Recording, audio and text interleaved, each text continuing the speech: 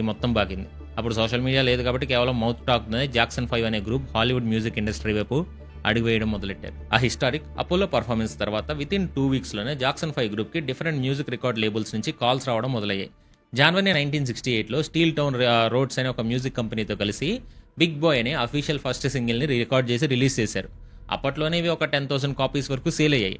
ఆ తర్వాత steel town roads నుంచి తప్పుకొని 1969లో మోటౌన్ రోడ్స్ అనే ఒక ఫేమస్ మ్యూజిక్ కంపెనీతో కలిసి ఐ వాంట్ యూ బ్యాక్ అనే ఒక మేజర్ మెయిన్ స్ట్రీమ్ సింగిల్ ని లాంచ్ చేశారు.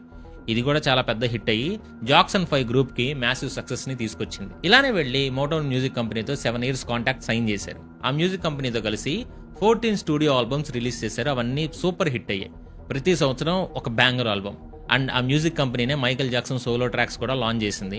మైకేల్ జాక్సన్ 5 గ్రూప్ లో ఉంటూ మోటోటౌన్ తో కలిసి మొత్తం 4 సోలో స్టూడియో ఆల్బమ్స్ ని రికార్డ్ చేశాడు. Got to be there 1972, Ben 1972, music and me 1973, forever Michael 1975. ఈ ఆల్బమ్స్ అన్ని కొన్ని సంవత్సరాల వరకు US Billboard hot 100 as a solo artist గా ట్రెండ్ అయ్యాయి.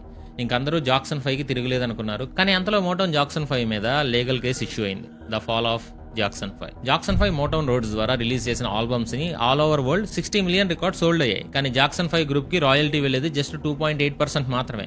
వాళ్ళు పడిన కష్టానికి ఇది చాలా తక్కువ. దీనివల్ల జాక్సన్ ఫ్యామిలీకి చాలా కోపం వచ్చింది.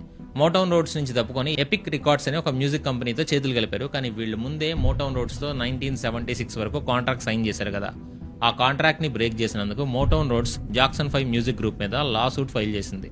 ఇద్దరు కాంప్రమైజ్ అవ్వడం వల్ల లీగల్ కాన్ఫ్లిక్ట్ అయితే అంతగా జరగలేదు. కానీ జాక్సన్ 5 అనే నేమ్ ట్రేడ్ మార్క్ ఇంకా మోటౌన్ రోడ్స్దే కాబట్టి ఫ్యూచర్ లో ఇష్యూ రాకూడదని చెప్పేసి గ్రూప్ నేమ్ ని జాక్సన్ 5 నుంచి జాక్సన్స్ లోకి మార్చారు.